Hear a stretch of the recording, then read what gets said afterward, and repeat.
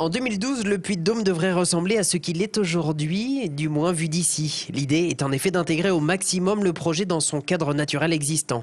À son pied surgira sous 2 ans la gare du train à Crémaillère.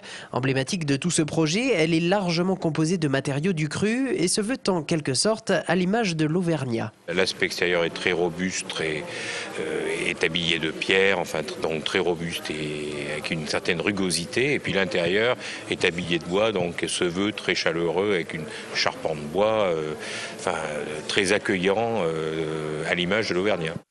Et de la gare au sommet, le panoramique des Dômes acheminera en un petit quart d'heure quelques 1200 passagers horaires avec un commentaire audiovisuel.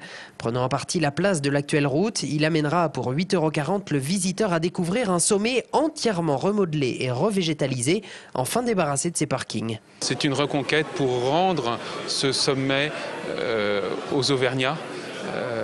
Le débarrasser de ces voitures qui finalement on va dire que c'est peut-être un accident de l'histoire.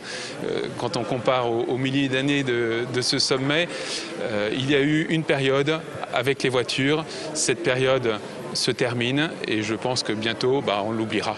Un train à Crémaillère qui fonctionnera toute l'année pour promouvoir l'un des 6 grands sites de France aux touristes du monde entier. La chaîne des Puys étant parallèlement en cours de classement au patrimoine mondial de l'humanité. En attendant, le premier coup de pioche de ce grand chantier sera donné d'ici la fin du mois.